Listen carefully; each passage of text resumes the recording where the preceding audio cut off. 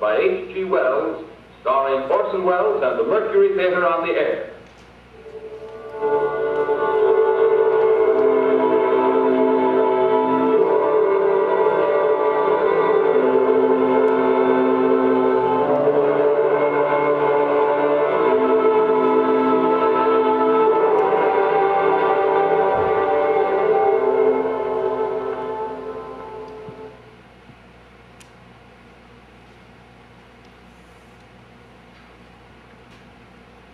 As I set down these notes on paper, I am obsessed with the thought that I may be the last living man on Earth.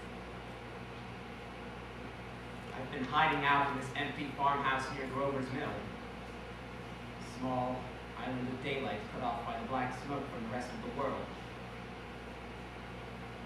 All that has happened since the arrival of these monstrous creatures in this world now seems part of another life.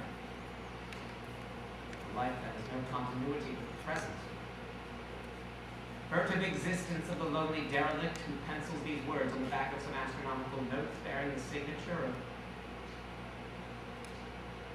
Richard Pearson. I look down at my blackened hands and my torn clothes, and I try to connect them with the professor who lives at Princeton, who on the night of October 30th glimpsed through his telescope a small splash of orange light on a distant planet. My wife, my colleagues, my students, my books, my observatory, my world. Where are they? Did they ever exist? Am I Richard Pearson? What day is it? 2 days exist without calendars. Does time continue to pass when there are no human hands left to wind the clocks?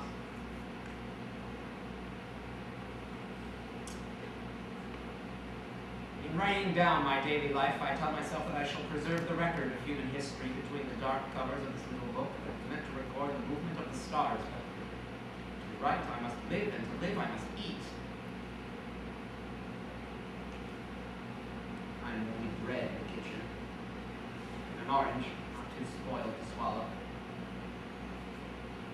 I keep watch at the window. From time to time, I catch sight of a Martian machine above a cloud of black smoke. The smoke still holds the house in its dark coils, but at length there is a hissing sound, and I catch sight of a Martian mounted on his machine, spraying the air with a jet of steam as if to dissipate the smoke. I watch from a corner while his metal legs nearly brush against the house. Exhausted with terror, I fall asleep. It's morning.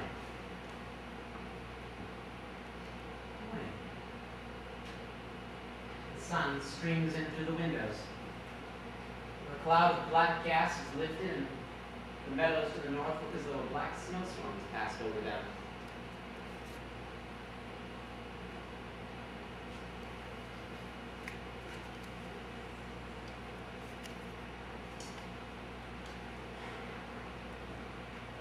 I venture from the house and I make my way towards a road, no traffic. Here and there, a wrecked car, baggage overturned, and a blackened skeleton. I push north. For some reason, I feel safer trailing these monsters than running away from them.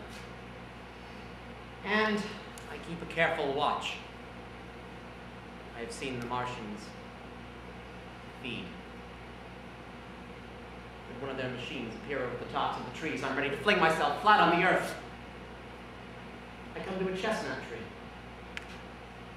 October. Chestnuts are ripe. I fill my pockets. I must keep alive. 2 days I wander in a vague northerly direction across a desolate world. Finally I catch sight of another living creature. A small red squirrel in a beech tree. I stare at him in wonder. He stares back at me. I believe at that moment the animal and I shared the same emotion. Joy at finding another living being. I push north. I pass dead cows in a brackish field. Beyond the burnt remnants of a dairy, a silo stands guard over the terrain like a lighthouse deserted by the sea. Astride the silo perches a weathercock. The arrow points north. North.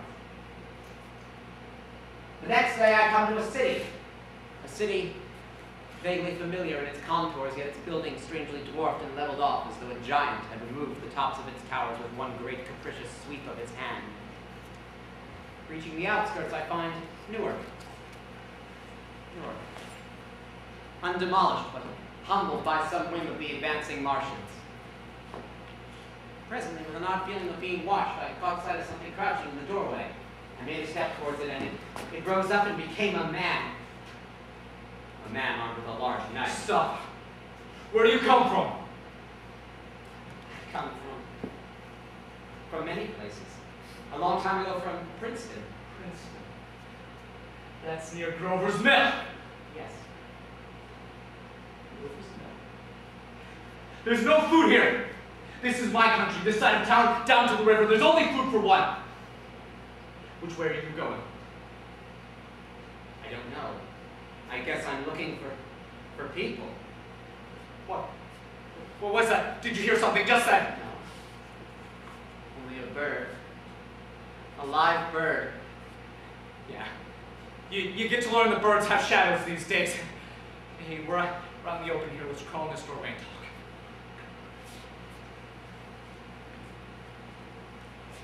Have you seen any Martians? Nah. They've all gone over to New York at night. The city is alive with their lights, just as if people were still living in it. By day, you can't see them. 5 days ago, I saw them carrying something big across the flats of the airport. I think they're learning how to fly. Fly. Yeah, fly. Well, then it's all over with humanity. Stranger, there's still you and I. Yeah, Two of us left. they got themselves in salt. They wrecked the greatest country in the world. Those green stars are probably falling somewhere every night. They've only lost one machine. There's nothing to do. We're done. We're late. Where were you? You're in a uniform. Yeah. What's left of it? I was in the militia, National Guard. That's good. There wasn't any war any more than there's war between men and ants. Yes, but we're eatable ants. I found that out. What will they do with us? I've thought it all out. Right now, we're caught as we're wanted. The Martians only have to go a few miles to the crowd on the run. They won't keep on doing that. They'll begin catching us, systematic, like storing the best and keeping us in cages and things. They haven't even begun on us yet. Not begun. Not begun. All that's happened so far is because we don't have enough sense to keep quiet, bothering them with guns and stuff, and losing our heads and rushing off in crowds. What we've got to do now, instead of rushing around blind, we've got to fix ourselves up. Fix ourselves up the way things are now. Cities, nations, civilization, progress, done! Yes, but if that's so, well, what is there to live for? Well, there won't be any nice little concerts for a million years or so, and no little nice dinners in restaurants. If it's amusement you're after, well, I guess the game's up. What are you going to do? I want to Really live. have I want to live, and so do you. I don't need to be exterminated, and I don't need to be cut. I attained, bred, and fattened like an ox. What do you plan to do? I'm going on, right under their feet. We men, as men, are finished. We don't know enough. We've got to learn more before we even have a chance. And we've got to live and keep free while we learn. See, I've thought it all out. Tell me the rest. It isn't all of us that are meant for wild beasts, and that's what it's got to be. That's why I watched you. Watched you. Little office workers who used to live in these houses, they be no good. They haven't any stuff in them. I've seen them. They used to run every morning, running by the hundreds, trying to catch their commuter trains, afraid they'd be canned if they didn't. Running back at night, afraid they'd miss dinner. Lives insured, and a little set aside in case of accidents. Yeah, and on Sundays, worried about the hereafter. The Martians will be a godsend for these people. Nice, roomy cages, good food, careful breeding, no worries. You've thought it all out, haven't You bet I have. Some of them even. The Martians? train to do tricks, make pets out of them, get sentimental over the pet boy who grew up and had to be killed. Some of them even will train to hunt us. No, that's impossible. No human being would do Do something what? like that. There's men who do it gladly, and if one of them ever comes after me, you and I, others like us, where are we to live when the Martians own the Earth? thought it all out. We'll live underground. I've been thinking about the sewers. Under New York, there are miles and miles of them. The main ones are big enough for anybody. And there's subways, railway tunnels, storerooms, cellars, vaults you begin to see. We'll get a group of men together, strong men, none of the weak ones, that rubbish, out! As you meant me to go. I gave you a chance, didn't I? Won't quarrel about that. Go on.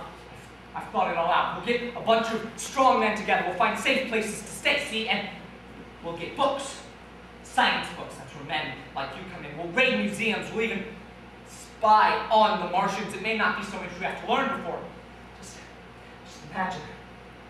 4 or 5 of the fighting machines suddenly start up on their own. Heat rays right and left. I'm not a Martian in them. Not a Martian in them, but men. Men who've learned the way how. It may even be in our lifetime. Gee, just imagine having one of them lovely machines with a heat ray, wide and free. We turn it on Martians, we turn it on men, we bring everybody down on their knees. That's your plan. Yeah. You, me, a few more like us. We rule the world. See. Hey, what's the matter? Where are you going? Not to your world. Goodbye, stranger.